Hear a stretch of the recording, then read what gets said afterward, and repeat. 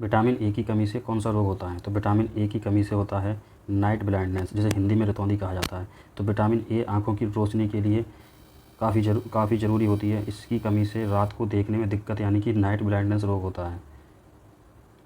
Question number 2, vitamin C का वैज्ञानिक नाम क्या है? तो विटामिन सी का है एस्कॉर्बिक एसिड। विटामिन सी को एस्कॉर्बिक एसिड भी कहते हैं और ये स्कर्वी रोग से बचाता है। विटामिन डी की कमी से कौन सा रोग होता है? तो विटामिन डी की कमी से होने वाला रोग है रिकेटस। रिकेटस विटामिन डी हड्डियों और दांतों को बहुत मजबूत करता है। इसकी कमी से बच्चों में रिकेटस रोग हो जाता है। क्वेश्चन नंबर 4, विटामिन B1 का वैज्ञानिक नाम क्या है? तो विटामिन B1 का नाम है थायमिन। विटामिन B1 यानी थायमिन की कमी से बेरी रोग होता है। क्वेश्चन नंबर 5, खून का थक्का बनने में कौन सा विटामिन मदद करता है? तो खून का थक्का जमने में विटामिन के सबसे महत्वपूर्ण होती है। विटामिन के ब्लड क्लॉटिंग के लिए ज़रूरी है, जिससे खून का बहना रुकता है। विटामिन ई का दूसरा नाम क्या है? तो विटामिन ई का दूसरा नाम है टोकोफेरल। विटामिन ई को टोकोफेरल कहते हैं। इसे एंटी स्टेरिलिटी विटामिन भी कहा जाता है। पेलाग्रा रोग किस विटामिन की कमी से होता है? तो पेलाग्रा रोग विटामिन B3 की कमी से होता है। नाइसिन की कमी से पेलाग्रा रोग होता है। विटामिन B3 को नाइसिन के नाम से भी जाना जाता है, जिसमें डायरिया, डिमेंशिया और डर्मेटाइटिस होता है। स्कर्वी रोग किस विटामिन की कमी से होता है? तो स्कर्वी रोग होता है विटामिन सी की कमी से होता है। विटामिन सी की कमी से मसूड़े फूलना और खून का आना यानी स्कर्वी रोग होता है। क्वेश्चन नंबर 9, गर्भवती महिलाओं को कौन सा विटामिन विशेष रूप से दिया जाता है? तो गर्भवती महिलाओं को विटामिन B9 यानी कि फॉलिक एसिड के रूप में दिया जाता है। गर्भवती महिलाओं को फॉलिक एसिड दिया जाता है ताकि बच्चे में न्यूरल ट्यूब और डिफेक्ट ना हो। क्वेश्चन नंबर 10, हड्डियाँ और दांतों के विकास के लिए कौन सा विटामिन ज़रूरी है? तो हड्डियाँ और दांतों के लिए विटामिन डी सबसे ज़्यादा महत्वपूर्ण होता है, जिसमें कैल्शियम और फॉस्फोरस के अवशोषण में मदद करता है। विटामिन B12 का वैज्ञानिक नाम क्या है? तो विटामिन B12 का नाम है साइनोकोबालामिन। इसकी कमी से एनीमिया और नर्वस सिस्टम की समस्या होती है। क्वेश्चन नंबर 12, रात में देखने की क्षमता किस विटामिन पर निर्भर करती है? तो रात में देखने की क्षमता विटामिन ए पर निर्भर करती है। विटामिन ए की कमी से रतौंधी रोग होता है। विटामिन B2 का दूसरा नाम क्या है? विटामिन B2 का दूसरा नाम है riboflavin. Question number 14, anti sterility vitamin किसे कहा जाता है? तो विटामिन ई को एंटी स्टेरिलिटी कहा जाता है। ये प्रजनन क्षमता को बनाए रखने में मदद करता है।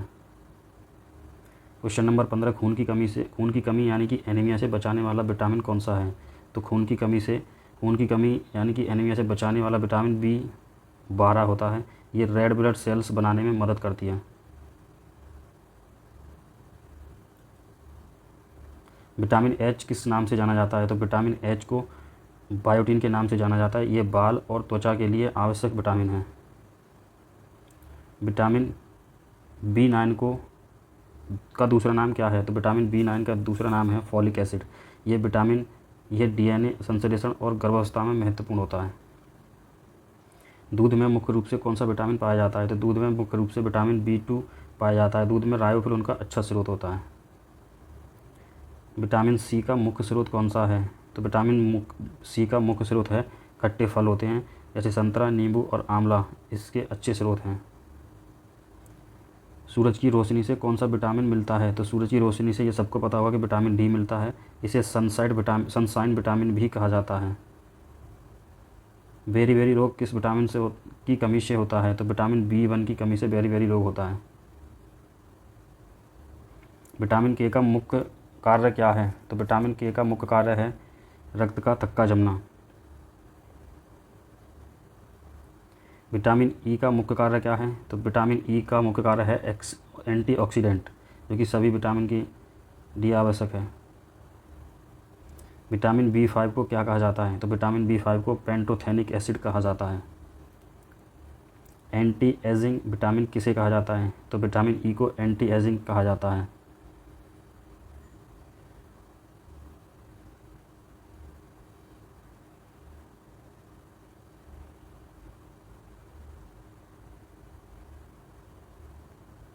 क्वेश्चन नंबर 26, आंवला किस विटामिन का मुख्य स्रोत है?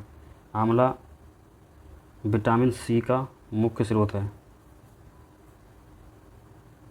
विटामिन डी को और किस नाम से जाना जाता है? तो विटामिन डी को सनशाइन विटामिन के नाम से भी जाना जाता है, जो कि सूर्य की किरणों से हमको मिलता है। क्वेश्चन नंबर 28, विटामिन ए का रासायनिक नाम क्या है? तो विटामिन ए का रासायनिक नाम है रेटिनॉल।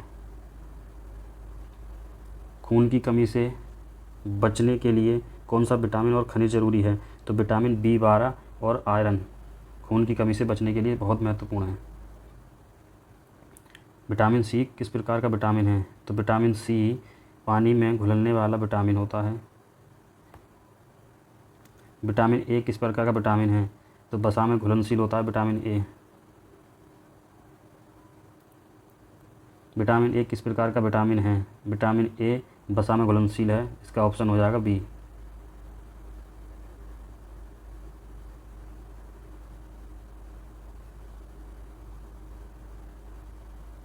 विटामिन डी की अधिकता से कौन सी समस्या हो सकती है? किडनी में स्टोन। विटामिन डी की कमी से किडनी में स्टोन हो सकते हैं। विटामिन B6 का दूसरा नाम क्या है? तो विटामिन B6 का दूसरा नाम है पायरिडॉक्सिन। विटामिन के किस चीज़ में घुलनशील है? तो विटामिन के वसा में घुलनशील होता है। किस विटामिन को मृत्यु रोधक विटामिन कहा जाता है? तो विटामिन ई को मृत्यु रोधक विटामिन कहा जाता है।